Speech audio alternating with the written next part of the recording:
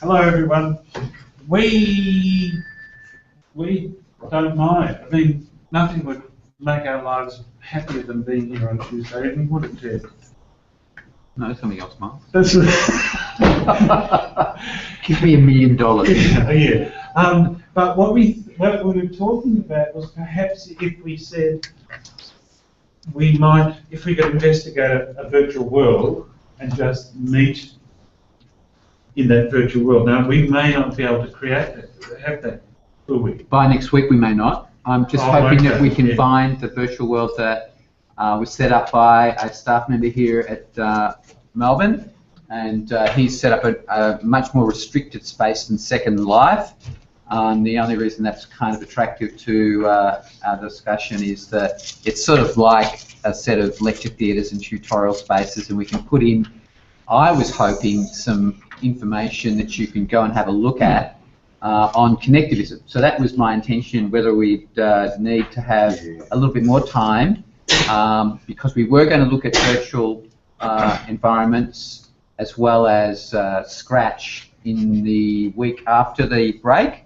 And I was thinking if I had that much time, if we had that much time, I might be able to set up that virtual space with lectures and a tutorial space.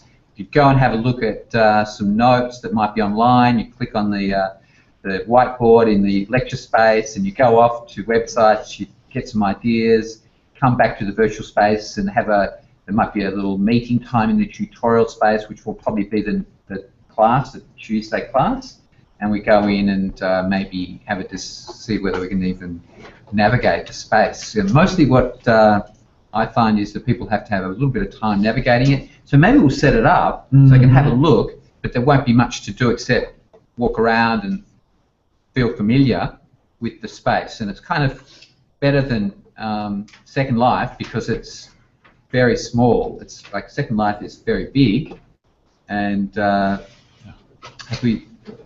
Emily Crank. Great. Did we invite her? I didn't put her in. No. Oh, okay. I'm hopeful that we've actually got this running, so go to enter there and see whether it's actually running, and then you can invite Emily. Yes, invite. Right here. No, it's actually just on the person. Oh, there. That's right. How do people think about not meeting next week? Who would like to meet next week? This is very democratic. Okay, so of the people in the room, I think democratically we have voted not to meet next week. If you'd like to... I'd like to come. I'd like to be here. Okay, there's one one. Any abstentions? It's a democratic process. One vote for in a group of, 16 people or so. It's not going to actually sway us, I don't think. We've got two Sams. What's going on? Oh, there we are. Okay. So I think we will not come in here next week to meet, but we will attempt to set up a space online that you can connect to by going to the Ning and then going off to a virtual space, which will give you an introduction to familiarise yourself with it. There won't be much to do in that space, I imagine, except walk around and familiarise. It's kind of going to be a set of rooms and hallways, and it's like a classroom or a school setup. And then maybe in 2 weeks' time, we might have a meeting in there where we have a look at some notes on connectivism. The thing that I'm aware of is that in the readings for that week 9, I think it is there's an enormous number of people who've made themselves available or signed up. So it's about 5 people, I think. Is all right. Now we're talking in the sign up. Yeah. Oh, it's not there. Is it coming in? No. Here it is. 5. So that's. I could put 5 readings in. No, you don't need to put 5 in. Okay, I'll put 3 or something so that we can distribute that a bit. Two's enough. 2's enough. Okay, I'll put 2 in. Yeah. And people can just work out which one they'd like to have a look at. And some of those people might want to talk about those readings. And I might even put some further links, additional links, but maybe links to those readings also in the virtual space. I can move to the week after if you want. Yeah, no, I'm not worried about it. Yeah, it'd be good. Oh, it would be good, would it? Yeah, okay, sorry. Because June's Okay. Yeah. Open source then. If you don't mind moving, Yeah. that'd be great. All right. Did you invite Yana?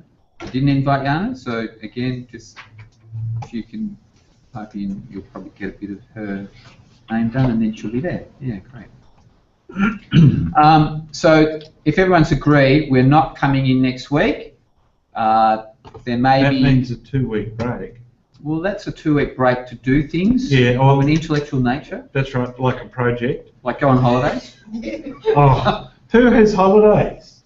I mean, going away holidays, really? Oh. Okay. You can do some work on your holidays. Put your feet up and read. All right, so we're not meeting next week, but that's okay. We do have a little bit to do tonight, and we will get to the project a bit later on tonight. Is that right? Yep. Okay, so there may be things that you want to do in that 2-week break to do with reading or to do with planning your project or around the questions that we might be looking at in the next couple of weeks in relationship to virtual worlds and connectivism in the week immediate following the holidays. So there's plenty to do. Yep. Over the next 2 weeks. Now, assessments, we've got all of those uploaded, essays. Some people expressed some, well, at least one person said it went all crazy when they uploaded it to turn it in. That's not a problem because we're not actually marking them in turn it in. You submit them through turn it in, and then we download the submitted Word documents, mark it on that, and send them back to you directly rather than through turn it in. They won't be coming back to you till we've done them all, though. Yep. So it's not like a drip feed. It's our intention is, where are we? That we will have them done within the next 8 to 10 days. He says, hopefully. Because then you get feedback and move on to your projects. It's very tight. Luckily, there's only 35 of us. So 35 times 1,500 isn't that many, is it? A lot, really. It's quite a lot. Divided by 2. Yeah, it's not quite to me, but anyway. Yeah, anyway, that's fine. So that's how it'll be done. You'll then get an email back with your assignment and your mark on that. There will be no marks put into turn it in, into the grade centre. So you don't panic if you see you've got a 0 for this subject, because that's what turn it in will give you. But we won't. Nice to see the similarity scores nice and low. There were a couple that were sitting up in the sort of high 20%. And it's just the craziness of turn it in. I looked at one, and it's a direct quote, and I think why is it done that? Mine was on my header, which is called my yes. name and student number. Yeah, your header has been submitted To before. university. Yeah, Yep. I should have said don't put a header. You know, it's kind of because it reads that header. So you submitted an assignment. This is an assignment before, so it inflates the similarity. But that's okay. You know, for us, a click of a button and you go, no, discard all that. That's rubbish. But then on the other side, it does provide. Has anybody? I did have an email from someone who tried to re-upload but had trouble. I was able to extend the submission date, which allowed people to re-upload. Has anyone re-uploaded? Has anyone downloaded and re-uploaded? And that worked okay, Anne? Good. Yes. It is, okay. No, it's really good because if you have the facility to look, and if your similarity score comes up at 60%, then you're really going to want to redo it, or at least check it out. So the facility that is working is good to know. So, how did yours end up? Okay. Right. Okay. We're over to Jo. And she's coming up here and she's going to talk us through methodological aspects. Oh, no. Actually, no, it's great. It's really good because it. That was a great. I thought that was a great post.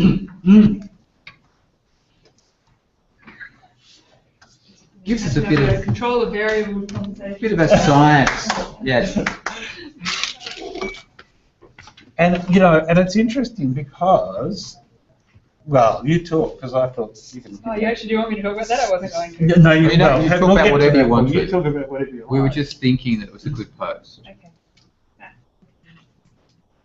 And sorry, I keep talking, but that kind of post, I get close to you because we can get the microphone happening. That kind of post that says, I wondered about the methodology because now those are the kinds of questions you should be asking yourselves when you're reading and when you're writing your own stuff. Of course, it has been peer reviewed, so one would hope that the people who reviewed it we're asking questions about the method, but then there's a scientific approach and a non-scientific approach. But it was a good question. So should I start with that then? yeah, you can start wherever you like. Okay, for those people who might have missed that one on the NIM, what I was talking about was the conclusion that they drew, that they said they had these two teachers, and one of the teachers had used a certain approach in facilitating discussion, and the second teacher had used a slightly different approach. And then the researchers were concluding that the differences were obviously due to those different approaches by the teacher, in that one group ended up having a much closer collaboration and sort of more even participation, and the other group didn't. However, I was concerned. Sorry, is there a problem? Just pressing down. This is facing up. Better just hold it. Will that work? Yeah. That's okay. I was concerned that in making this conclusion, that actually overlooked some of the other differences between the two groups, in that the group that had less participation was slightly larger. 7 students to 9 students might not seem that big, but it's really a 25% difference, so that's actually fairly significant when you think about it from that perspective. And they also commented that in that group that had weaker participation, or at least less even participation, there was one particularly dominant student who took on a very critical and combative role. And I think that that has equally got a chance of swaying participation of the rest of the group. I mean, I think we can all think of our own classes where a single student or a small group of students can tend to dominate the dynamic of the whole class. So that was just something that I thought was worth considering with that paper, and obviously continue to look for further case studies rather than just that one. And so now move on to what I was looking for. I was looking at the literature review of the Delat paper in particular, and just trying to look through. They obviously had several different papers that they were trying to summarise, and I was looking for similarities between those different papers. And what I came up with is they kind of had two broad categories of there's the teacher responsibility in setting up the task and the teacher responsibility in remaining active in the group as a facilitator. And what I found interesting is that when they talked about setting up the task, they talked about choosing an appropriate setting, setting the task, and providing clear instructions and models for what participation should look like. Then when they talked about remaining in the group as a facilitator, they talked about, well, actually only one of the papers talked about content knowledge in direct instructions, which was the Anderson paper. I found that was interesting that they're still talking about a role of direct instruction. And I actually think that that's still important, that the teacher does provide some knowledge explicitly. I think with the curriculum that we have, it's just really hard to expect students to learn absolutely everything themselves from other researchers, so the other resources, so the teacher does still have to teach some of it. So I think the expression is meddler in the middle, of somewhere between the stage on the stage, stage on the stage and the guide on the side. So I've heard a few people talk about that one, the middle position. So yeah, content knowledge. Suggesting further resources was what a lot of the other papers talked about, that rather than teaching, it's directing students here, this is a good website, go look here. Oh, that's my phone. Can you line it? Thank you. I think you just declined.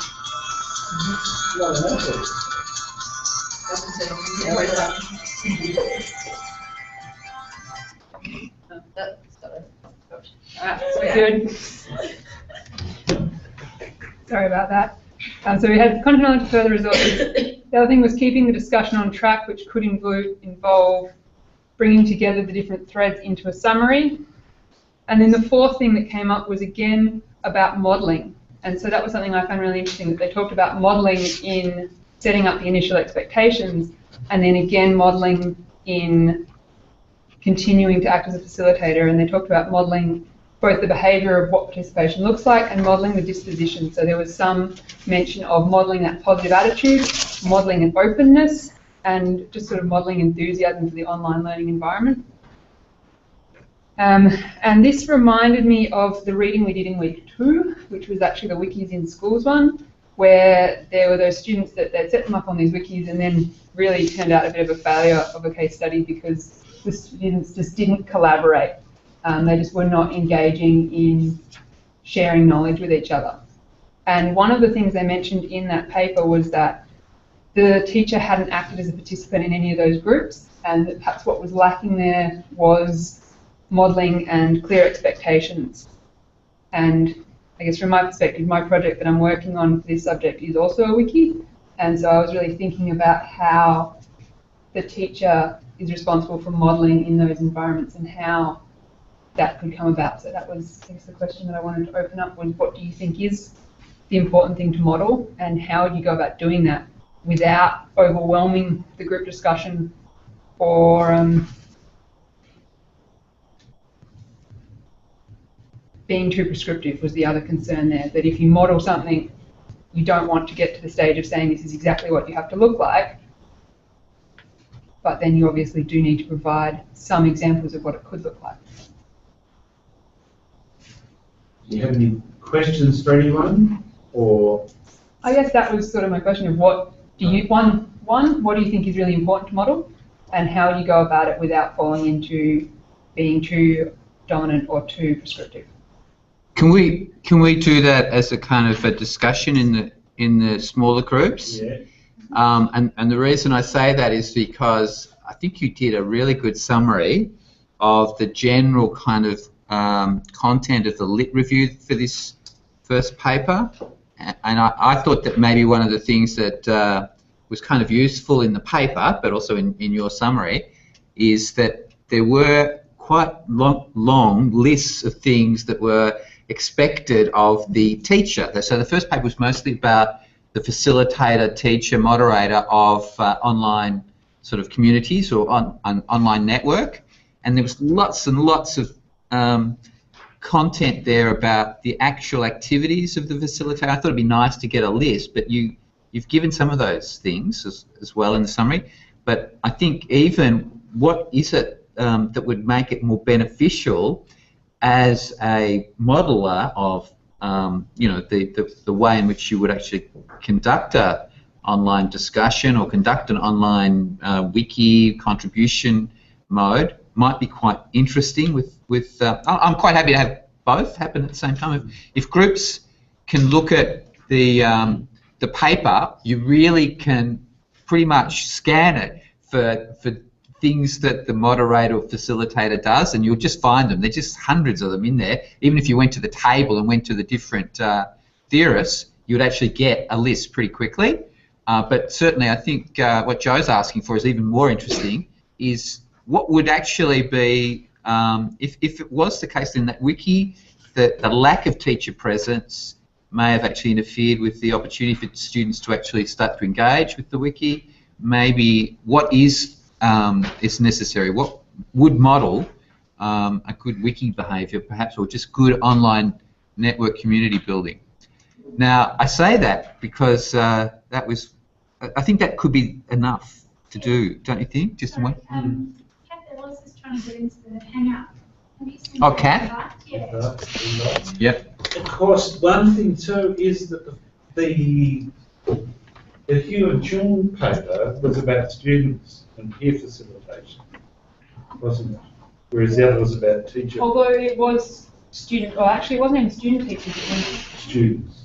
it was students, but the students were in a Masters of Education Yeah, course, yes. so they were actually all qualified teachers Yes. So one being would, asked to do peer facilitation. So One to would some hope extent some- they are still Yes. teachers with specialised training we wouldn't necessarily expect of our own students. no. I wouldn't. Well,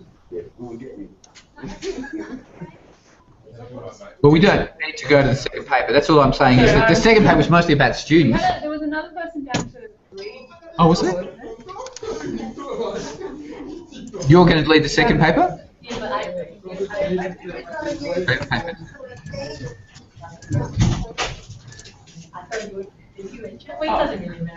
I just thought you had some good comments about that on the wiki, so I sort of thought I'd leave that one. It wasn't on the wiki, the Ning. I thought I'd leave that one if you wanted to talk about that further. There were some really good comments on the Ning about the human trauma. Great comments on the Ning. It's really happening this week, I thought. Really. Okay. Well, do we want to have an introduction to the second paper as well, then? Would you be able to do really quick? What was the second paper about? Oh, I can spend them off. I think it's cat. Yeah. You just had such good comments. I just thought I'd leave that one. Laptop, phone, and Yeah, I know, but maybe that's what we're seeing to do. yeah. You can move mine. I'll take mine. Thanks, Joe. So I have to, okay. Don't I need a lot of hands. Yeah, there we go. Nothing like a bit of pressure. Maybe I should have talked to Jo about this in the Yeah. paper, but I thought she chose to do about the Hugh and Chung, mainly about the students' participation and how they actually facilitate online discussions. So I was focusing on the first article, and then she almost touched what I wanted to give a question for this discussion. So the question that I came up about the first paper was like, what, because I understood this study was conducted 100% online, and then what really makes the online teaching really difficult for the facilitator or teacher, and then what kind of difference, we make the teacher go through this difficulty. And then the network, so NLC2 teacher, which was novice, as I understood, and female. And then one of the comment was she chose not to respond to the students' discussion and comment because she felt overwhelmed and challenged. And rather than thinking about other questions, I was maybe going to discuss what kind of choices or option or alternatives she could have adopted rather than just step back and then just not to respond to these the challenges for her, because she later also commented that after like third workshop she started to feel comfortable, which means she was kind of learning through this trial and error. The first workshop she couldn't do much effort and then didn't maybe think about other options, and then she learned the second time and third time, and then only experience or try and learn through trial is the only answer for teacher. So I wanted to talk about that kind of questions. And then the second article is, as far as I understood, because I only read once briefly. So students, the quality of the questions students make the online discussion develop and sustain or terminate really early. So as I understood, they chose certain thread, if it's more than six or more than 6, they assume there will be active and productive discussion, and then they trying to analyze what makes this discussion develop, and then what kind of students' comments and questions was made in that thread. And then I also trying to find some other article about the kind of students' roles and the tactics or strategy. And then common thing to me occur as having good question is a key as a student side. But that makes me wonder, because there's too many teachers' role already, according to the first paper. And then how can we, students never just have the ability or skill to have a good questioning in participating in a discussion. That makes me feel like they also need to learn how to make good questions and how can they participate in the discussion. And isn't that another role for us to teach them to have a good questioning skill? And is it another burden for us? So maybe because I'm a school teacher, I always think, whenever I read this type of paper, that wow, there's a lot of responsibility and challenges to us. And maybe that's why we can't really deal with it. Or maybe that's why we always have a criticism in school, and teachers not changing as a response, quickly as expected. So that was my understanding while I was reading the second article. Okay. It might even end up that we can do both articles at the same time. And I'm just thinking. Yeah. So I was really wondering whether or not we could have two kind of just after we have a little group discussion each group, whether we could have two lists. One relating to teachers and facilitators, which is mostly the first article. The kinds of things that were, either listed by the different literature reviews in that first article might be kind of helpful just to get to know, although there was a hell of a lot of them, and if you actually wrote them as a list, you might be feeling a little bit inadequate, like I think we just were saying then, that we aren't trained often as teachers in all of those things that seem to be listed as important in relationship to moderating or facilitating online discussion, but it would be good to get an idea of what that list could consist of, I think. Sorry, just on that point, it's interesting what training or support did she get the second, the new teacher. Yeah.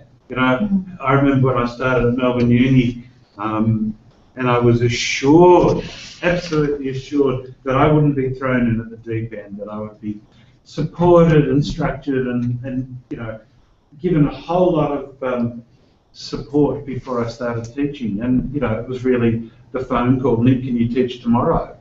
There you go, bang, you're in. And it was, that's how it is, isn't it? Well, I think online's even worse. Online's far worse. They expect you to understand the whole of the technology. So I think online is, you are definitely thrown into the deep end. There's an expectation that you understand the process, and there's not that much different, perhaps, between normal teaching and what goes on online. I think that first article did actually say that they are completely different, and therefore you need to consider these sorts of elements. So those sorts of things I think could be listed, and I do think that Joe's idea of working through what would be classified as model behaviours, that is, what behaviours online might actually facilitate more student engagement, which might be the real, one of the goals, not one of the goals in a wiki space certainly would be to get some model behaviours online from a teacher so that students could pick them up. But then the second article was really about the kind of things that worked in relationship to what ran a discussion when a student-to-student contact was made. What kinds of things got, they classified it as deeper level discussion going. Really, it was just a matter of whether the discussion had more than 2 responses or got up to 6. And I wonder whether it is actually deeper. If you want to get up to 6, you really just need to have shorter responses, and you can get to 6. If you have a really long response as number 1, the next one's probably you're not going to get anything. So you're not going to get, that might have been quite a deep response, but if you were looking for an interaction or exchange, a long response might actually not work, or maybe it's better. Maybe a long response is better. But maybe if you read that article again, you almost could go through by scanning and underlining different sort of things that students were doing or that the researchers were looking for that may actually help identify what works for student sort of engagement in that kind of online discussion. And I think that's funny that on both.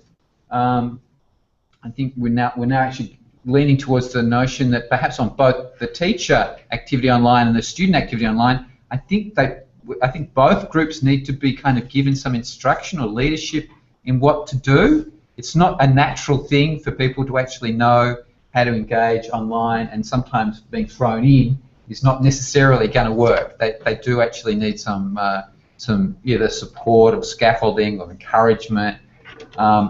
Although this is contradictory. I'm reading all the stuff. I should be good discussion there. You can raise those in a sec. Yeah. I think it's contradictory if I say that in social networking outside of university education or even high school and primary school education. There is no instruction on how to do social networking, and it seems to be very successful and very popular and doesn't really need a facilitator and runs quite smoothly. And I wonder why it does actually do that. And when we move to a more formal educative setting, it somehow kind of feels a bit of a struggle. It may not be in all cases, but there seems to be, we need to actually either facilitate it or give people some further kind of modelling or help them through what kinds of things they might need to do. And maybe we're doing the wrong thing. Maybe we should just have a look at what happens in social networking. There is facilitation and moderation on social media. Oh. It's not as Big Brother, but people definitely say inappropriate things. Oh. People get into fights. Yep. Administrators of groups delete things, delete groups, delete people, ban people. Okay. Delete friends. So it's going on, but I think it's on a more person-to-person basis. Unless you're in a group, then the admin does it. That's definitely going on. But, Okay. probably less insidiously in a constructed space where you've got a purpose for it, whereas the social media, it's all purpose. Okay, I don't mind what people do, but I want to have in groups at least a short discussion about either just the teacher's kind of mode, what kinds of things are important for facilitating discussion, and if you get the time to do a little bit on what's important for the students to be able to do. If it's tangentially important to discuss, are there things that people will do in an online setting outside of a formal learning setting that we could learn from? I think that's kind of nice to know, and it is interesting that yes, there is probably unofficial or maybe more official moderation going on from the controllers of the social networking sites, and that might be worth observing and identifying. So lists, really just that's all I'm asking for is a list of things from a teacher's perspective, a list of things from a student engagement perspective, and maybe anything you might notice about social networking that might actually contribute. Can you give us a bit of an idea what's going on in the online discussion here? Again, similar discussion. Talk about what the essential, what's important to model. You don't want to turn off students. I mean, that's really the right too. Naive to think, okay, I'll get you. You would not be thrown in the deep end. There was just a comment about me and my teaching. Okay, so onto the task. Onto the task. The people online can stay online. Is that okay? Yeah, We won't necessarily. So you guys can actually work in the text form, or if you wanted to talk about it, we'll actually unplug you from the room. But you can just use the text if you'd like to have a quick discussion about the readings, the teacher perspective, the student perspective, and maybe anything else you might notice about might be useful about social networking. So we'll leave this run with this group. Yep. We've got quite a few. 1, 2, 3, 4, 5 online. 5. Beauty. Do we know what you're doing? Making a list. Making a list, making 2 lists. Or 3. 2 lists. And you can, did you want to raise those items for comment later? In a minute. Yeah, we'll give it 10 minutes. I'm ready.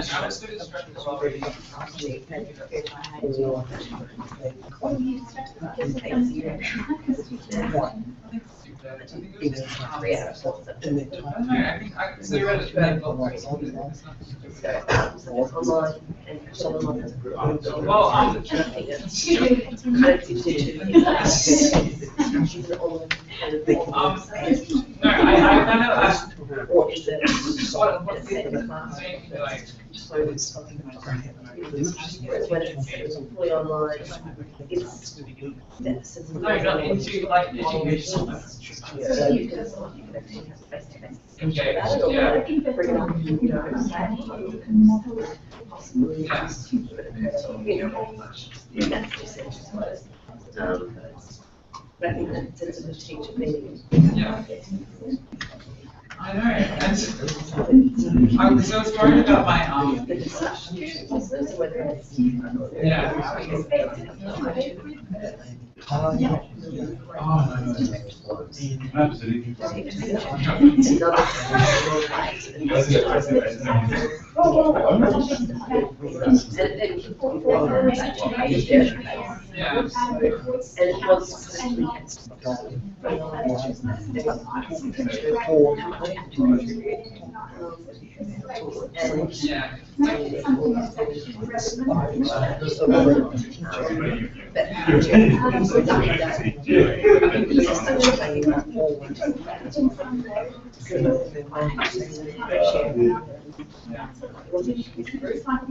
That was last week, Anthony. Anthony, yeah. That's right. That's it, that.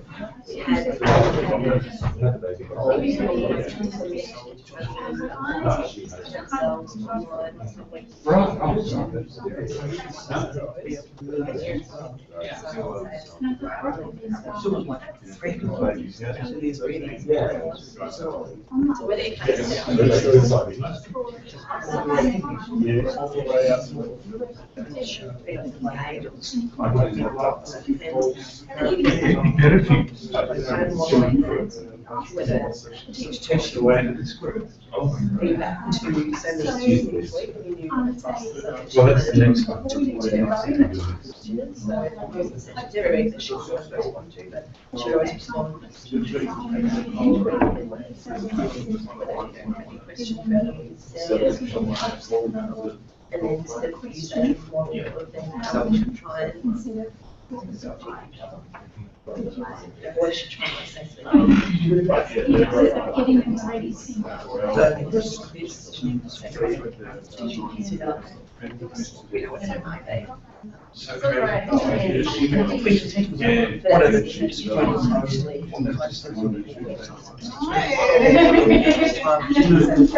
ready. It has the discount. Discuss everything you do on online.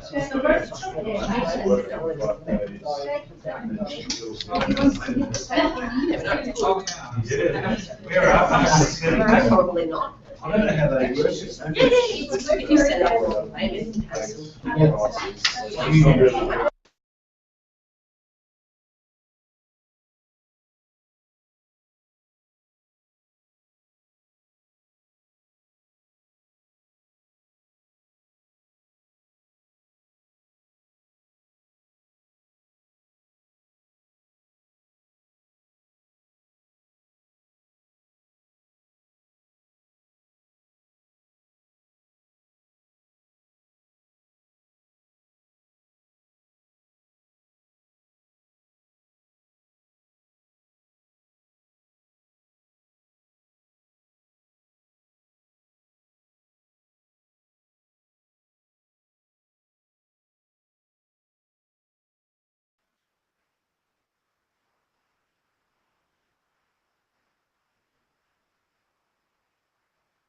Ted, can you turn the mic back on so that we can hear what's going on in the room, please?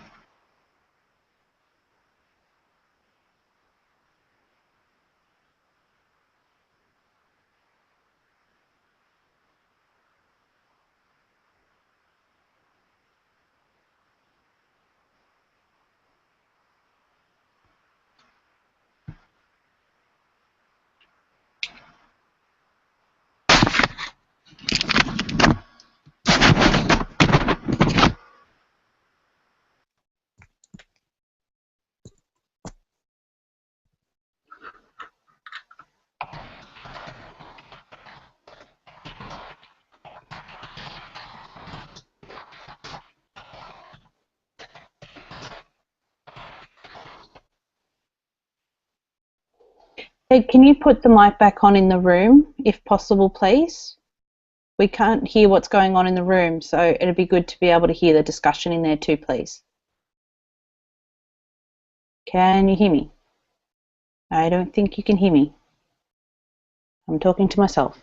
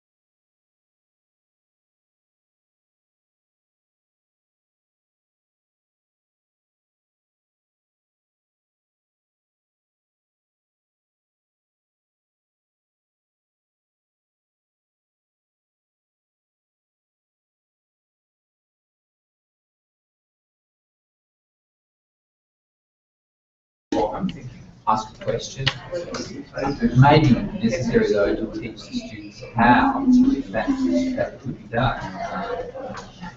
It's not easy online. It's amazing, like, there. Right, because you're going to get kids or kids that may not be quick thinking, they can be thinking, sometimes it's good times to formulate your ideas, put together. So this section is concrete lines, conversation. But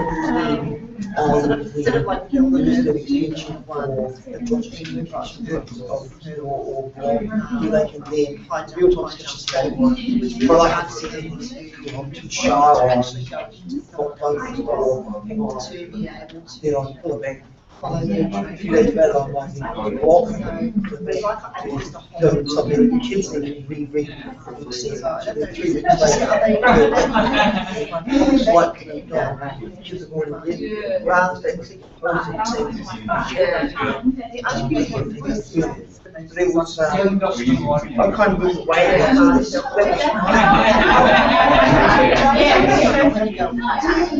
I don't know why it's so long, it's pretty old, but it's something. I mean, it is interesting what Joe said about the teacher maybe has to kind of model things so that people feel more comfortable. I mean, if people are a bit shy, maybe more time, synchronous discussion.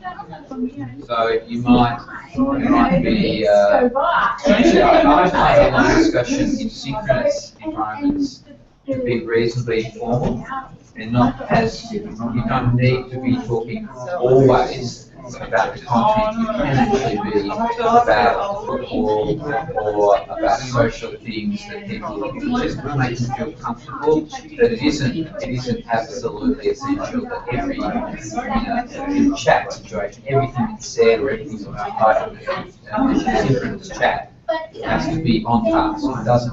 It can be people quite open to the idea of talking about other things, and it's not wrong to make mistakes. Slip up, spell things incorrectly, sometimes in text chat. So it should be modeled by the teacher to get that kind of behaviour, comfortableness and familiarity with the technology, I think, before maybe getting more serious discussion going. It's not going to happen if there's no social. Sometimes it comes down to You can have a pre-teaching idea of talking to education research just briefly. All the actions and the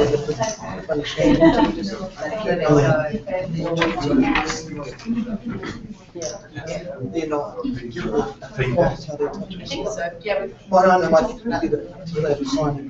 The type of the word,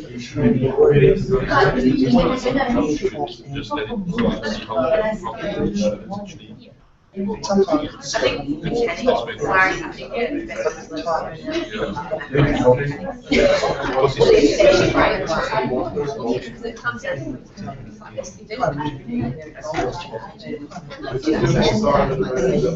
so the ones that already know what they want to say, the ones that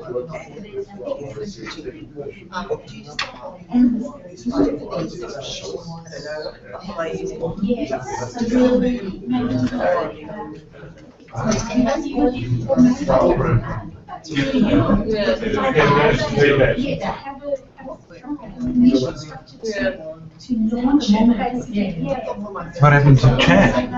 yeah. Oh, right. There we go. We might bring everyone back to reality. No, I'm mute. They wanted to hear the mumble. Oh, sorry, yeah. The murmur in the room. Yes, fine. Okay.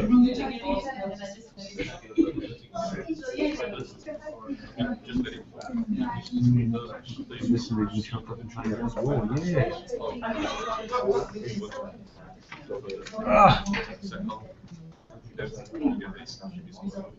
Okay. Round the table. Here we go. Yeah, one word from me. Everyone's paying attention. Everyone's paying attention. Well, no, this is actually good because it means they're into the discussion.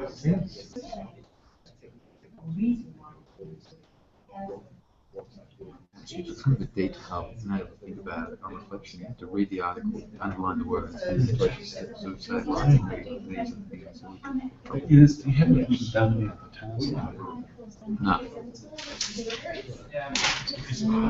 You can, if you wanted to, maybe we should talk about the project, but if you want to do that one, you might find that easier. Well, we might do this just quickly. Okay, everyone, time to stop. Here we go. I just turned sideways and I thought it wasn't a good look. Okay, thank you. Nice discussion. I do have an activity based on something that I posted that we'll do in a minute, and then I think I'm still not convinced that everybody's done that project activity that we did last week. And I think we might revisit that because I'm concerned about the structure of projects and things. Okay? You know, I put a post last week that had a task I wanted to do about your project. We spent some time, but anyway. Did anyone get a list?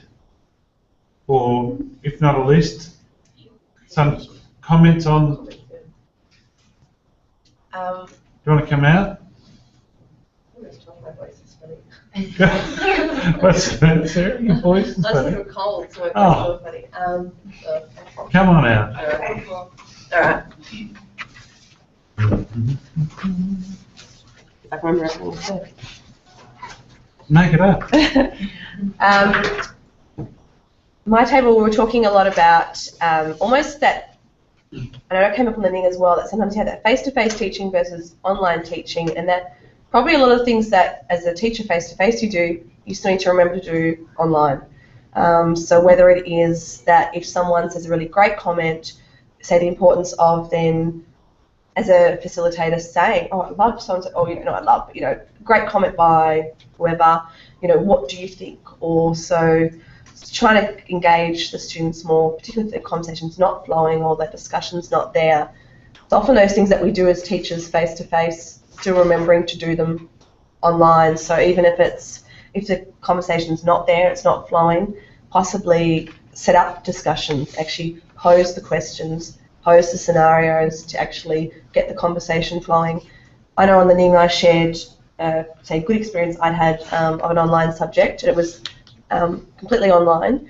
It was a postgrad subject, not here, it was at another university, and what for me, and I had another subject at that same university that wasn't so great online, and a lot of it came down to it was a smaller group of people. We were about 15 of us in the group, but the facilitator set up discussions along the way. She began by, and it was a task of us as the students to lead discussions online based on weekly readings and weekly topics, but she actually modelled first. So the first week or so, she actually modelled what she'd want to see when we were leading the discussion, so that we kind of had that base of what to go on when it was our turn. She would almost, it seemed like she kind of picked different students each week to kind of feedback to, so that across the semester she had, you know, her back to all of us on multiple occasions, but it wasn't like every week she was responding to everyone, because obviously, you know, logistically that can be tricky, and you don't want it to be too much of the facilitator on the online component. You actually want it to still be the students, but you know, she still made a real effort to feedback to us, whether it's offering us suggestions or, you know, also commenting when she thought we're on track or whatever it might be. But it was also too quite an expectation of what we had to complete online. It was quite clear from the beginning that, you know, there was certainly, you know, an expectation of how much you had to contribute, and everyone, I suppose, whether it is an age thing or an experience thing, we all stuck to that, and it felt like it was a great community. And we then kept sharing other ideas on the side of what she'd set up as well, which I think kind of showed that it was, in a sense, a good online community that was operating in a very positive way. You didn't have in the classroom? No, and I have met, and it's interesting because not I met her, but someone who I was teaching with saw her, and she then realised obviously we're at the same school, and she even remembered me from online, and I have met her once before actually at a PD thing in the end, and yeah, so she even though it was lovely too that even that on it was online, she actually remembered who I was, and there was actually that connection there, which I thought being online subject was something I wasn't expecting, because you sometimes wonder whether, I suppose there's that connection made or that lasting connection to a point too, particularly if you then see face to face. And she also made us to set up, so we introduced ourselves well, so we kind of knew everyone's background really well as well, which was, I suppose, quite good. That was even like a component right at the beginning. You had to, I guess, make it clear, kind of knew who everyone was, and yeah, I suppose where that helped as well. I don't know. It sort of was just something that kind of knew people's background. I was just going to say, Sarah, I think that kind of insight you're giving us is actually from the student's perspective. You're actually observing a teacher while you were a student. So one of the things that you appreciated were the things that maybe many students appreciate. Well, I'm sort of hoping that some of the things that you noticed about the teacher giving you a little bit of kind of feedback, asking you to do certain tasks, obviously being present and giving you some direction, you felt was actually kind of useful to have. I think that's one of the problems for teachers when they're thrown in the deep end, is they don't know what the students are sort of maybe would need or would like. Looking for. And you're just hoping that it's all going to work, and they suddenly get this lovely group discussion going, and it's all going to magically happen. But often students are just sort of waiting for a little bit of encouragement or some kind of indication. I think almost if it's setting it up in the beginning, where it's more possibly the teacher modelling or setting up. Modelling, and then you can maybe hopefully then step back a bit and let it flow if it does, and if it doesn't, step in. Almost, as I said, I think it's like you do in the classroom. Obviously, it's a little bit like that, but the article was saying it's a little bit different. But I just think it's that sense that whether you've just got to be mindful, you can't just step back. You actually need to be active, just like the students to a point, almost at times. I don't know if that sort of makes sense, but I think. Oh, no, that makes sense. You have to be active, facilitator, not. And just to model that sort of behaviour, so the students don't feel that that you aren't going to contribute. That you are. And but they you don't want to take over. No, you don't want to take over, but they need to know the expectations too. And if they can know that through that modelling, then I think that can, hopefully, then have a positive impact on how the community will good insights will operate. From a student perspective.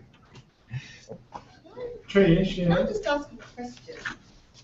What I found, I know it's a funny question, but I didn't know how to put, do you put from, do you put, on all our emails at work we write warm regards, but when you're responding to a grade 1er, what is a professional, thing to say from Mrs. Duran? I thought warm regards was a bit formal for grade 1, and I didn't know. If anyone's come across that. I'd post that on the Ning, see what people say. What do you say? How do you reply to a child? Because they copy you back. Some of them would put warm regards, and I'm thinking this sounds really formal for warm grade 1. That's a good question. Do you actually need to? You don't put anything. Because if it says your name. But your name's going to appear. It's a reply. I'm just wondering if they, will realise it's from me. Their parents have clicked on the thing to get into it. Should have your picture and your name next to it. With you, or say when you comment, just to come up saying that. Sorry, the question here. It doesn't have a picture, no. It's just maybe it needs to be added. Maybe we need to learn that as a class. It's got a little. I'm just explaining to the online people. Trish was just asking how you finish a reply on a discussion forum. As a teacher, as a facilitator, especially when you're talking to grade 1 children. Good question. Now, we should keep moving. What would be good to share on the Ning? Oh, that's what would be good to share on the Ning, that question, Belinda. We'll keep moving. Does anybody else have anything to add to this? Because I do have a task, and then I want you to do your project stuff. So, what do we have? Anything? Yes, come on out. With your small writing. Jacob uses the smallest font known to humanity. I'm slightly nervous because I might not be able to read it while I'm shaking. Oh, right, you're shaking. Alright. No, don't shake. There you go. You can sit down. No, it's fine. It's fine. I'll hold it. Okay. All right. Basically, we said we were talking about. Step back. We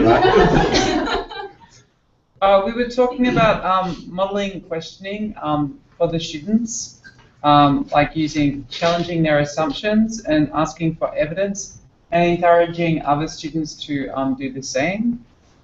Well, we also were talking about teachers being active on the forum and on the sites, and always responding to students, even if it's a thank you. That's a good point.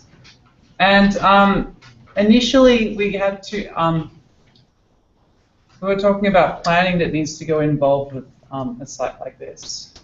So to start off, you need a hook to get initially involved and wanting to be engaged and to click on it. What else? Oh yeah, and setting out expectations for what you want from the students and make sure that they know. Like in regards to spelling and language.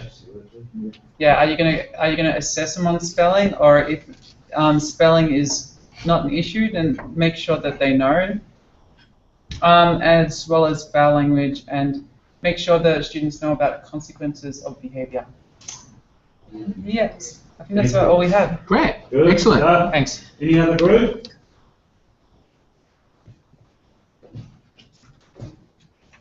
Any comments from there? That's funny about Anthony's got something to say. A group of one. Do I have to get up? You can get up. You have to report what the group said. Oh, yeah, sure. Was there any argument in the group? Yeah. Yeah. Good. For me, I look at it a little bit differently. So more at an institutional level, as a school, especially in reference to professional development.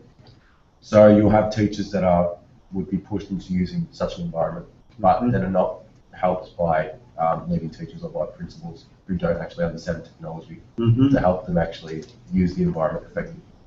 So I think for me is the real issue with using this is not necessarily about using it in the classroom, but it's about providing a whole school approach to using this with all teachers, and so the principals lead this change. I've not seen that happen in any school, I think. So I think that's the real issue for me before you even get to the classroom. Good points, really good.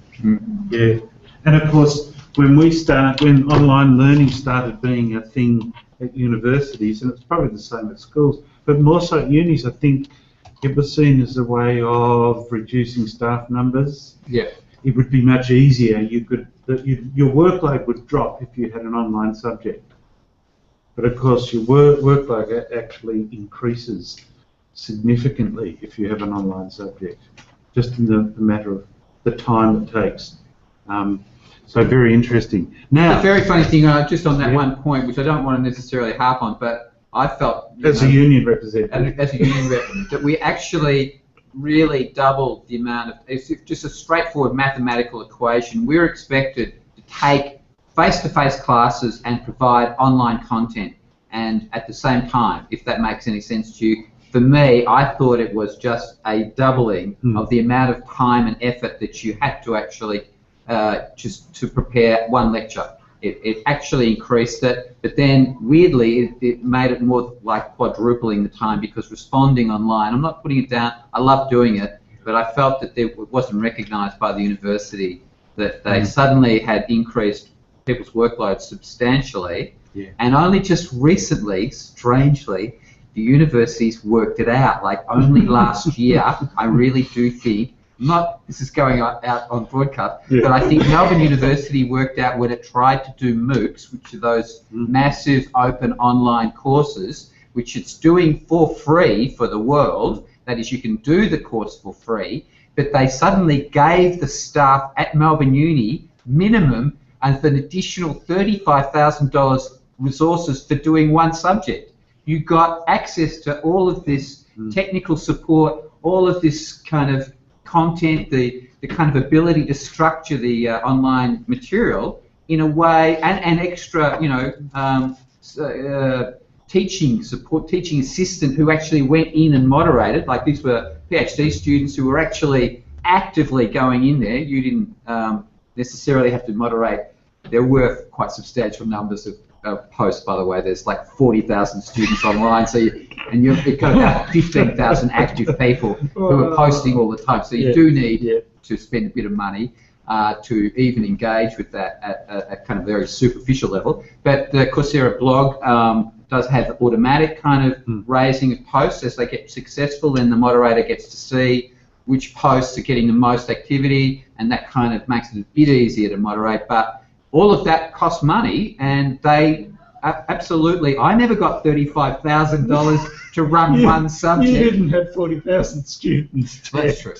But they're all free. Couple of very important Sam talking about online feedback can take a lot longer.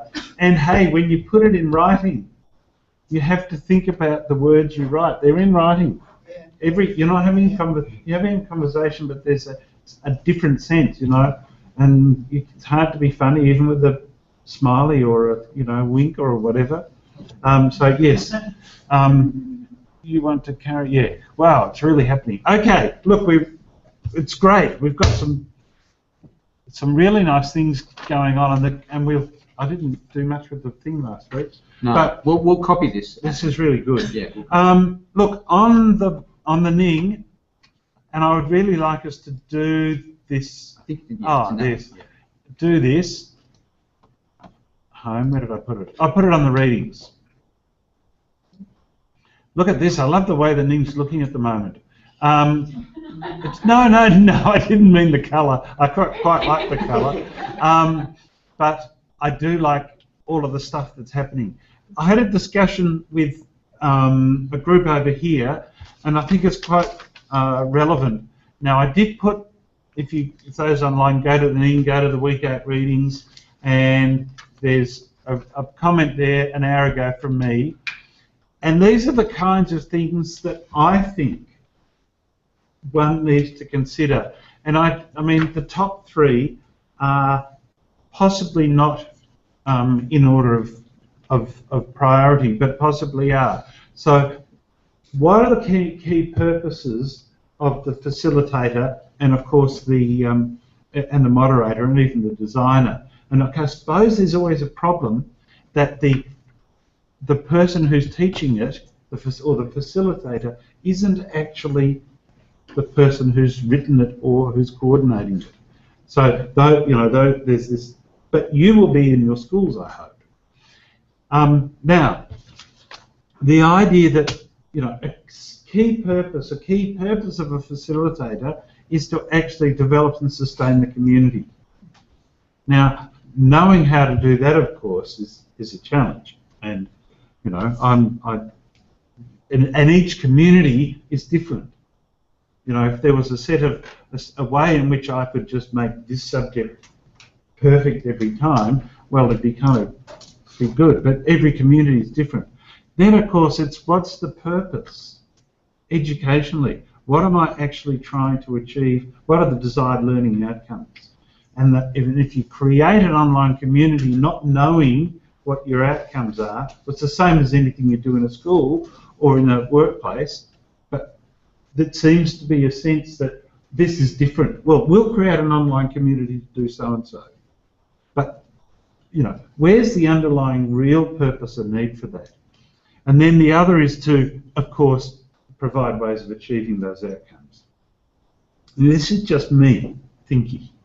Then I've talked about, the kinds of things that one might do to guide discussion, which is through examples. We've had talk about that. We've had talks about questions. We've had discussion about responses and behaviour. People said about modelling. Encouraging activity, providing a framework for the community, like the kind of structure, and then providing the resources and content. My questions are, how can these things be achieved? What else might be required? And is there, we might even talk about this, is there anything different between a facilitator and a moderator? Because we have two different, those roles. But most importantly, what else what else is required or desired, and what are the ways these things can be achieved. And we maybe have 10 minutes looking at that. My other point that I hadn't even considered until I had a discussion with, with one group, leaderboard, was that it's my goal in this subject is not to be number one. Now, apparently, some people over there have worked out what it is that gets you to number one, and so they're working on it. It's not just the number of posts, it's other things which I have no idea about. Of course I'm going to be number one most of the time because I'm putting in most of the stuff. All of the pages are created by me. All of that stuff. So if you looked at the number of interactions or the amount of content, you know, is it possible not to be number one if you're the person who leads the group? And is that a desirable goal? Anyway. That is a good question. Yeah. No, is this is university. I know, but is it a desirable goal not to be number one? For the teacher. Well, that's what that's kind of, do we want that as a goal in your online environments? Do you want to be number one? Well, you've got this overall advantage because you set everything up. That's right. But in weekly terms. Yes, you may not want to be number one. I don't want to be number one. No. I want to be off the page. If we say thank you, at least everyone thinks you're going to be number one. No, it doesn't work like that. Hands investigated. Just saying thanks or putting a smiley face or liking someone doesn't count. Okay, have a little discussion. I got a bit off topic. Those questions are there. It'd be nice if you actually posted some of those responses as, oh, now everyone will want to post so that they go as number one. What a good idea. I did moderate it by. Right, okay. Oh, good. Where is it, Belinda? Did you do moderator versus facilitator? Yeah, I did it earlier in the post. Can you hear me? Probably not. Okay. Everyone busy? For community, I'm going to be remute myself because. Yeah, she did. Moderator versus. Oh, you think it might be in the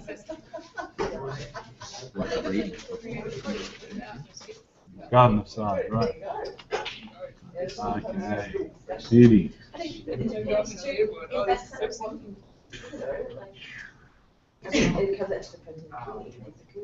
What's happening?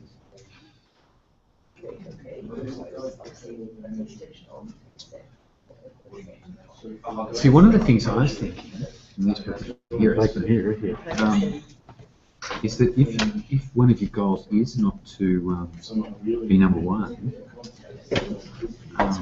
some of that kind of organising. Sorry, can I just clarify? Can I just clarify? You can whisper. The question to ask one of them is the moderator versus facilitator?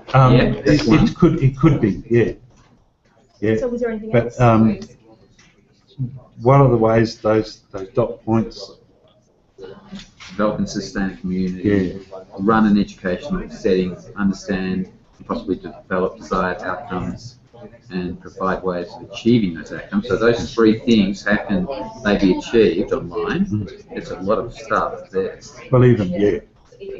What else is required? Potentially.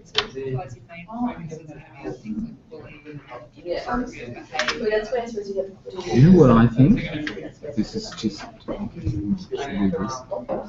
think something happens in the min, which means that you get removed pretty quickly. At the moment, you're number one. But once the content starts flowing and you step away, it kind of is self-sustaining. It's a bit like what we were talking about last week. That kind of self-organising principle starts coming into play because of the complexity of the online environment. I should have taken a picture each week. Screenshot the front page each week. they would still be going.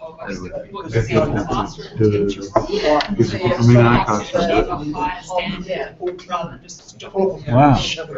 It's not obedient. Yeah, so Really, that's kind of a this thing will keep going on.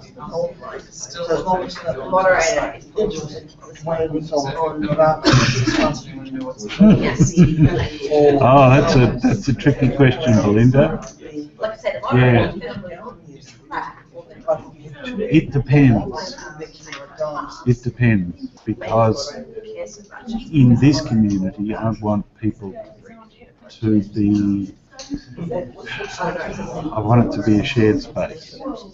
So a community where the community supports itself. In a school situation, you might need to be number one all the time. Don't know. It's a tricky question. What do the others think? That's good enough that passes the bar. So it has to be. What does everybody else online think? Students may not. Yeah. They know it's run by the school. If they see something that's out of place, the school will come on them. Yeah, on a weekly, if I've already put the readings up, So I think they're more like. and the whole thing, yeah, it's about the discussions, I suppose. If I'm number one, does that mean that I've been talking too much? And one of the students bullying another student, right? And so when they spoke to this other student, he thought they were talking something out. He said, so one of them went and then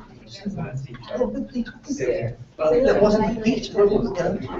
So he didn't want this website. The students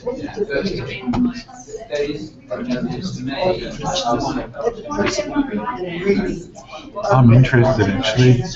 I don't know how that leaderboard works. It was then shut down and closed down.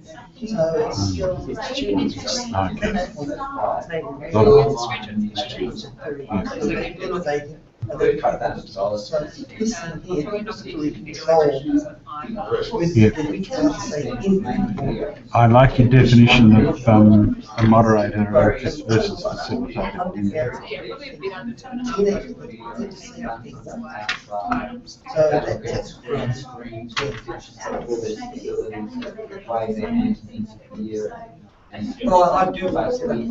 We should have this discussion on the Ning, and then you'd be number one.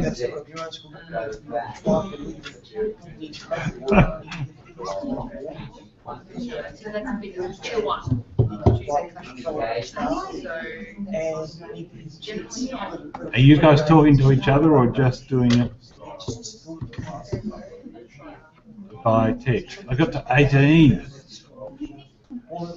Emily, you'll have to do more.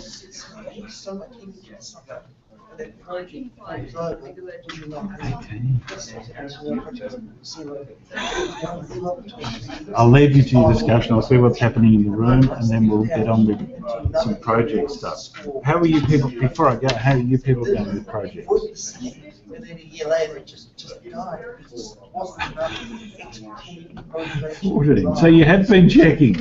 Emily, you're not doing well with your project? Was that a...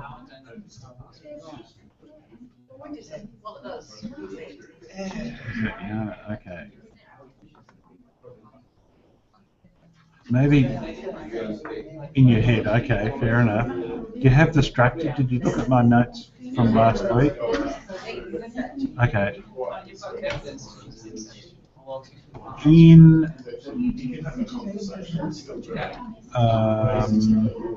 Where's it gone?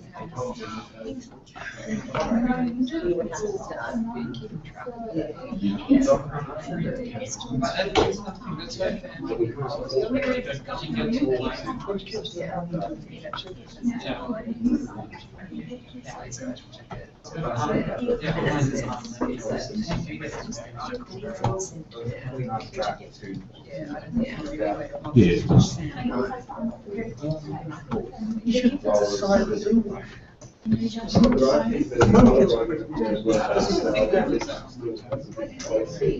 that works, Belinda. Structure helps good. Yep, is it going to be a community of practice though, or is it going to be something else? Does it have to be a community of practice?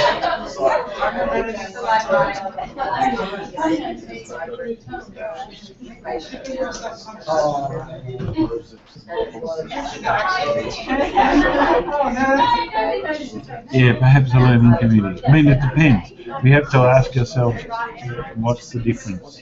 I think I spoke last week about a teacher that I've been talking to who described the community of practice without meaning to when she was talking about the Minecraft group that she was setting up. And she basically gave me everything that was a community of practice. Whereas perhaps a learning community is what we're doing in an online learning community.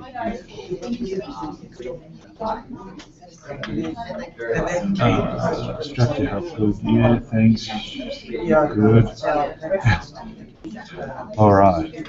Just running behind. Okay. And Yana, we were going to talk this week. And please, if you want to chat about stuff, send me an email.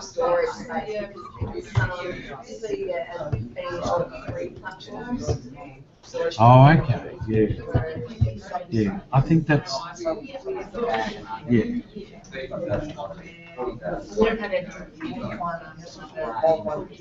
Because I'd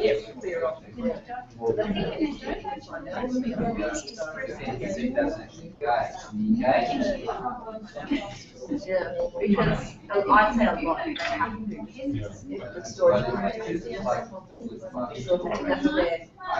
you have there's some people that You want to try to get rid of the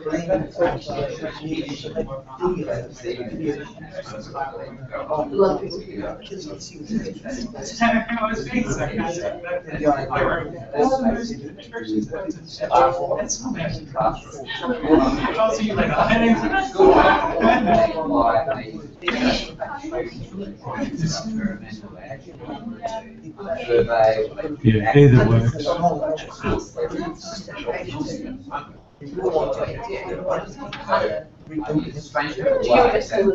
Okay, I'm going to wrap this up and I want to have some feedback on projects. Let's wrap this up. It's very funny when you look at there's a bit of delay on the lips. It's strange. Anyway, I'll talk to you in a minute.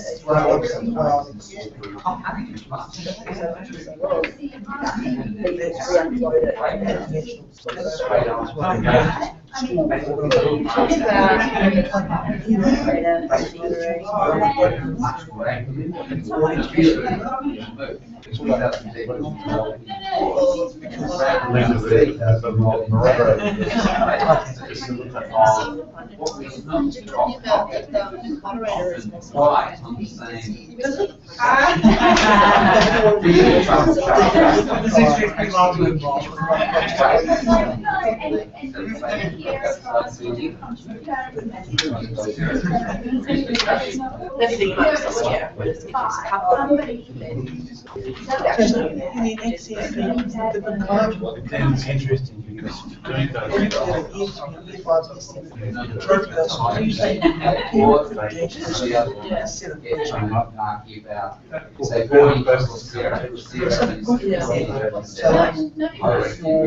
your filter might say, I don't want to engage with a parent or another student, I want to engage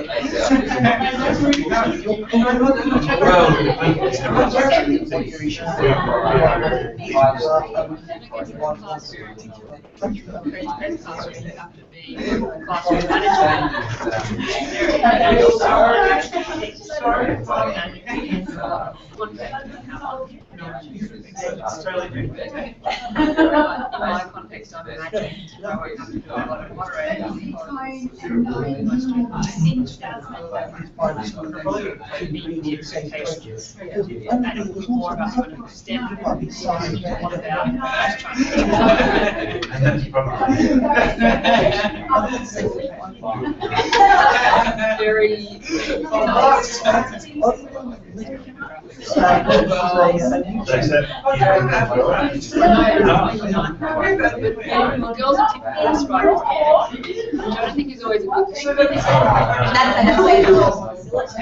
Yes, so that's what I'm saying. Makes a lot of things easier. Yeah, it will make it easier. I don't mind that, but it fits them. That's what they are.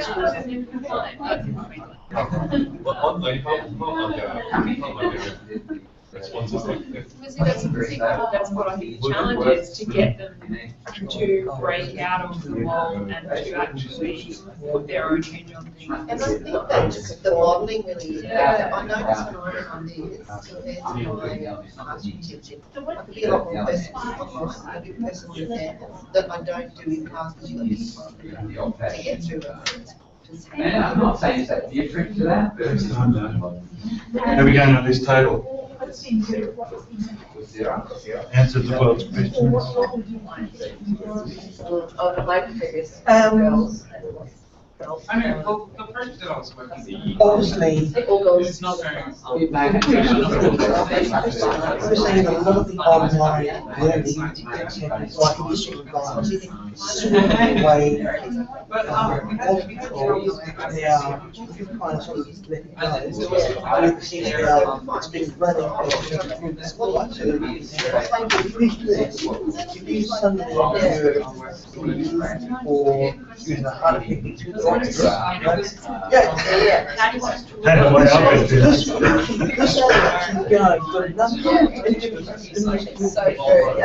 the trick now is, when you keep going out there, if someone wanted to adding a reading on it, going to the point where is there enough interest to stay up in and then smaller. I don't think teenagers are very controlled by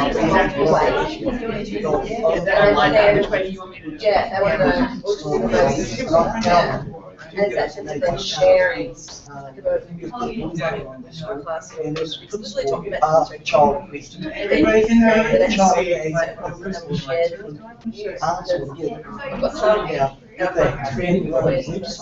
and on their website, the answer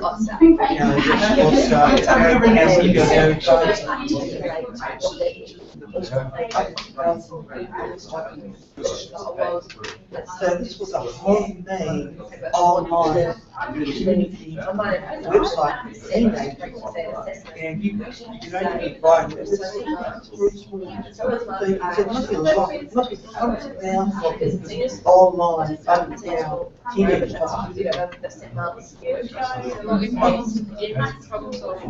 That's an interesting point about this with the subject. I can look at week 7 and 8. and that's where it's so A lot more. very Right.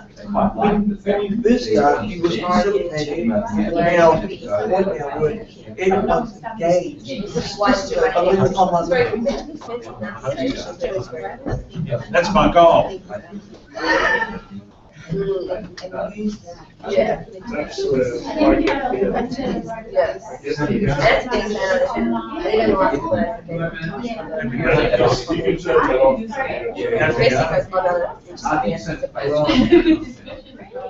were wanting to same day, and you want to use Facebook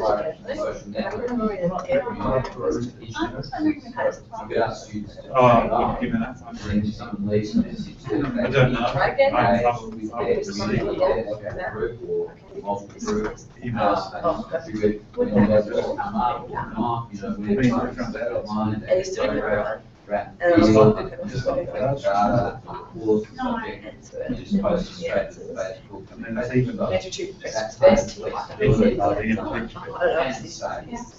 Well, when I come back, because of the question, it stated, so that actually secondary, 40. Or share.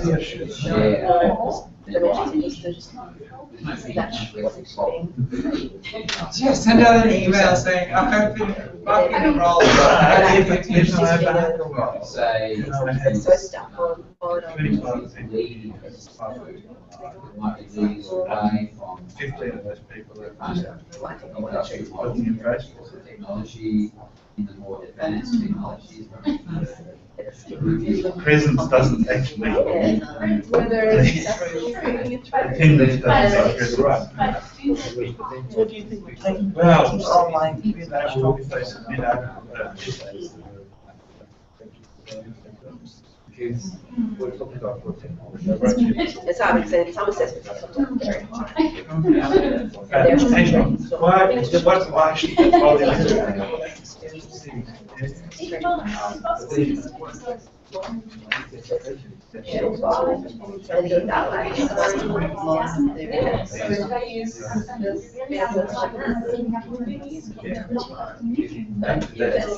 It's really good last time.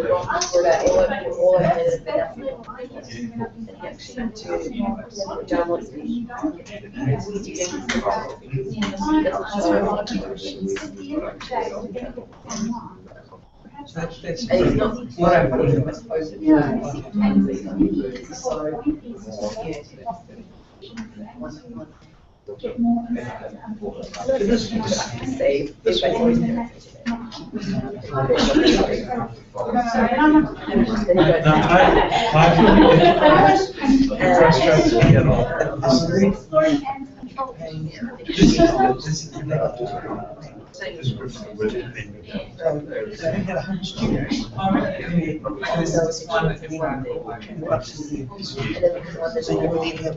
That's not you because you're you.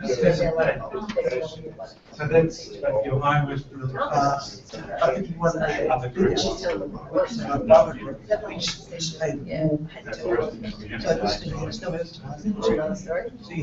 someone See that, that makes sense too. So what I'll do is I'll go through those who've done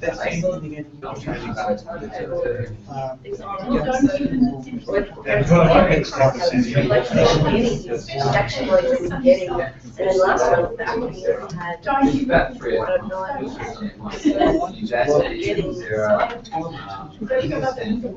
he was getting that sort of. These were set up Hey, it's all happening over here. I think I might bring the discussions to an end, and then it will probably just fade away. We can have some discussion about projects here one-to-one with me. I'm trying to get people in the room to have done at least that framework that I gave last week. Interesting discussion about the number of people in this class who just haven't attended or don't appear to have made any comments. I'm just wondering if you have any thoughts. Because it's something that's concerned me for the last few weeks, that we kind of have a class, a group of 30 students, but we really only ever see, you know, what have we got tonight? 2, 4, 6, 8, 10, 12, and you 5. That's hardly 30, is it? So it does worry me, and I'll have to try and work out to getting. Yeah, that's right. But it kind of, I hope it doesn't devalue what's happening here, but it worries me a lot, because everyone's busy. So I'd be interested to hear your thoughts. Maybe even on the NIM, someone was saying over there they worry about they're just posting away and nothing's happening. Yeah. Look, Kath, I understand that entirely. the contributions you've made have been valuable. Yeah. And you're still here, even if you're just, I mean, even if you're listening, you're still here, still present. No, time's not the posting. I'm talking about even turning up to class. But anyway, and yes, maybe you have more time. And certainly that's fine. But everybody in the room and in the online room have been present and continue to be. Yeah, absolutely. Take it easy, Ray. Got too crazy. Too crazy for me. Yeah, no, with the weather is bad out there. And you look so comfortable in your room, Emily. So anyway, I'm going to draw things together and see how we go from there. All right.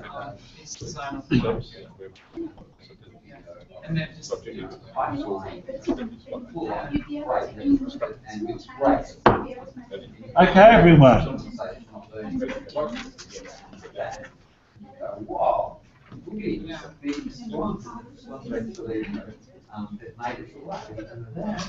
So it's actually not, it's not difficult to see what.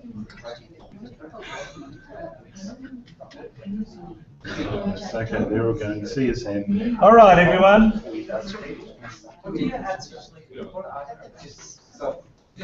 Some people just can't take it. Yep. Hey. Oh, sorry about that. Unpleasant view. The conversation. Time to stop the conversation. I think, look, it's been great. I've been round, Ted's been round.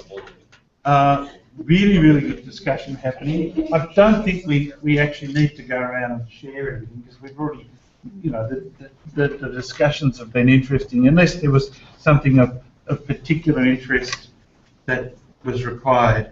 I was having a discussion with a group over here about those who are absent from our class, and I think I don't know what we do about that, but there seems to be a number of people who just kind of don't turn up, who've disappeared. They haven't disappeared; they're still enrolled, and you know, still active.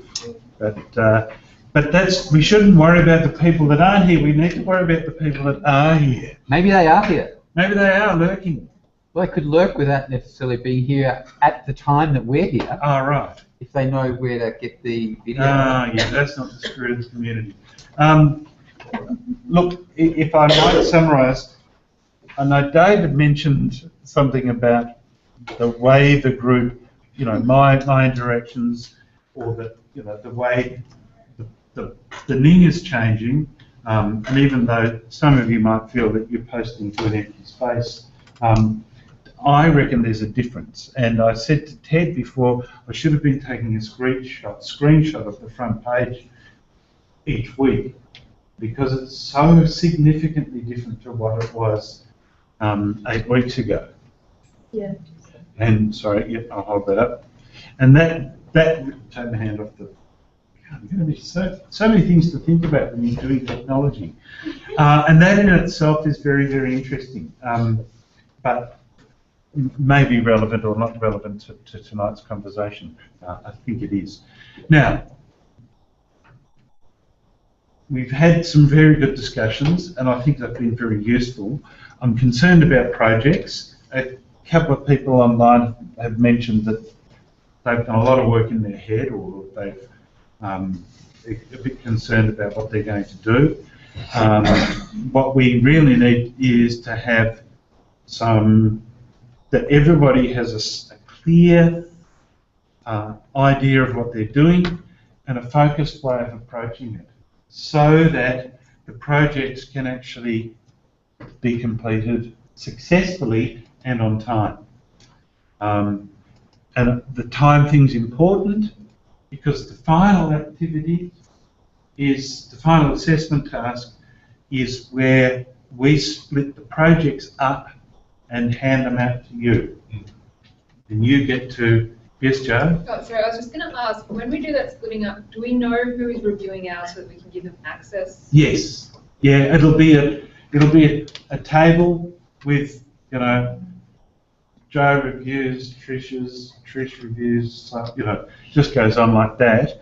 And I tried it, I was really clever, I tried it a couple of years ago and did a reverse sort. I sorted one column and then sorted the other column the other way, and one person ended up reviewing their own. It just didn't work.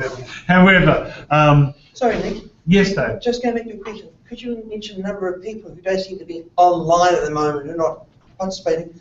How are we going to be giving the approach to people who are not coming or that appear to be engaged with us? That's a difficult question. They will. I'm expecting everyone to submit their work. The issue is one about the capacity to properly give you feedback, and I think I'll try and investigate who's been doing what. Do we review one-to-one or do we review two projects? One-to-one. And we'll try and work out a way that we can make sure that the active people, the people who turned up to class, and I'm including the online people, are actually reviewing each other's. Because you, I hope, by being here for 8 weeks and 9 weeks and 10 weeks, actually have developed some understanding and expertise in this area. Otherwise, the whole course is a waste of time. So you've been immersed in a community. You've been engaged with readings that follow some kind of structure in terms of the way they're put together and provide, I think, a fairly solid overview of the kinds of things that we need to know about. So if you've done readings, engaged in conversation, then I hope your expertise is significantly higher than when you walked into the room 8 weeks ago. And that would be a bit, possibly if you haven't done any readings or had talked to anyone, it might not be improved. So that's a good point, David, thank you. Good, any other questions? I feel like an auctioneer. I'm going once, I'm going. I've done an auction, I've done a couple of auctions actually. Sold some crazy things. Anyway, that's another story. So, in terms of the project, so we're setting up Yes, our project. But in terms of the presentation of the project, we're putting that into an essay-style format with screenshots and things? The question was, setting up the project, do we put it in terms of, an essay form as screenshots and things? Yes and no. You can put a link to an actual platform that exists, and you can ask the reviewer to go through, and lots of people have done that in the past. The link, bang, in I go, and look through and see everything, and you add a number of words that are adequate to describe what you're trying to do. See, what we have, this is why I say equivalent of between 2,000 and 3,000 words. How long does it take you to build that site? To lay it all out, to put content, meaningful content in? Probably more than 3,000 words. But just giving that site doesn't give it the reviewer or the examiner enough knowledge, so you need to write something about it. But you don't need to write a 3,000 word essay on top of a product that you've created. If you're using a product that you haven't created, that you're thinking about, you might put the shell there, you might point us to it, but you might write more. Or if you're using a product that was created by somebody else in terms of, I've got a learning management system at school, I'm going to do so-and-so within the product, then you then also say, well, I didn't have to build it, but I did have to build the content. So in a sense, you're deciding the words. Which is kind of odd. Last time I was so pedantic about word counts, but in this time you really have to guide us how much work, how much effort, how much time do you spend in building all those things? And you might just give us an 800-word. One of the examples in there is about an 800-word description of what the project is doing. And by going into the project, it's quite clear that there's a significant amount of work being done by the person. And there's some honesty here too. There's nothing wrong with doing a project that your tech person that's at your workplace has created, because you're not the technician and we don't ask you to be. You're the educator. But you just say this is done by somebody else. We're not marking your ability to code in what is it, PHP or something. So what if I've created something but have no participation? Yet, that's a question from Kath. If you create something you've got no participation, just point out where you think the participation will go and why. Would you include the planning? So I'm looking at several platforms that I would possibly, I'm doing the show of a thing because I don't have actual participants at the moment. Would I include my planning and my decision to use a particular platform? That would possibly, it depends. Yeah. That would be, for those online, Anne's asked about, she's looked at 2 or 3 different platforms and has planned around and made a decision about what she's going to use. Would she include that? Potentially yes, if you've got room, and if you think it's adding to it. A brief description might be useful, or a detailed evaluation might be useful. It's up to you. Great. Yeah. Have to think. No, that's all right. Go right ahead. Yeah, I'll. Just wondering, what if my project is something that I want something existing to be like, which means I have a brief analysis on something that is existing, but then it's not good enough. I want to do that. Yeah. The question here is what if I've got something existing, but it doesn't look like, or doesn't do what I want it to do? Is that right? So I think you talk about that. You either show us what you want it to be, if you can, and talk about what's inside it. Put a screenshot or give us direct access. Some of you, does that answer it? No. Yeah, so even if I don't have participation in the future model, if you don't have participation yet, doesn't matter. Yeah, you're talking about what you're trying to achieve. The description, the assessment task talks about design, create, imagine, or something like that. Just a question here, would I accept a video walkthrough of the site instead of a text document? Oh, yes, of course. Yes, absolutely. There is a word count in the sense that it is equivalent.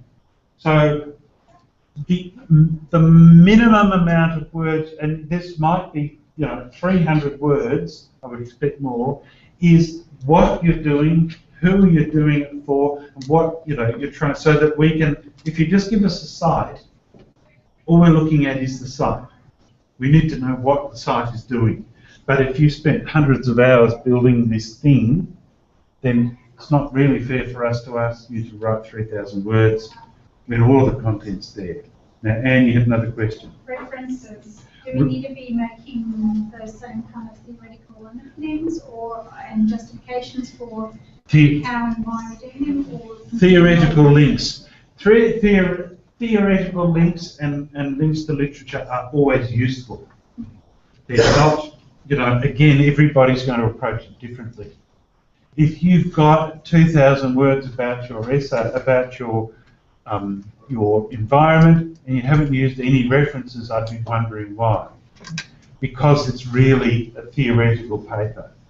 But if you've got 800 words and this great big thing, well then you probably don't. It might be interesting if you're talking about, and I just had a brief discussion with Belinda before about the difference between a community of practice and a community of learning, or a learning community, that you might want to reconsider that literature yourself.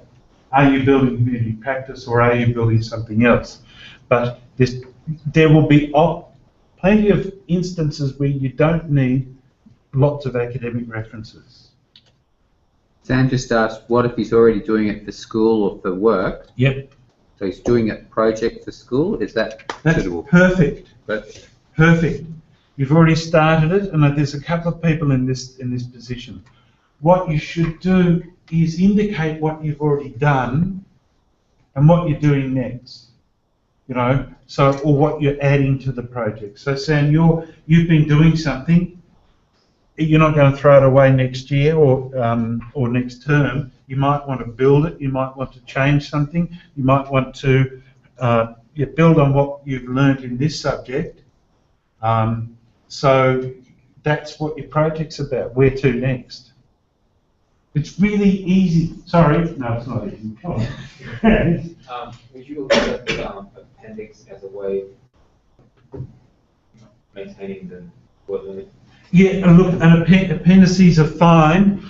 Again, the word limit is kind of, it's very flexible. What I don't want is 5,000 words, you know, or 20 words.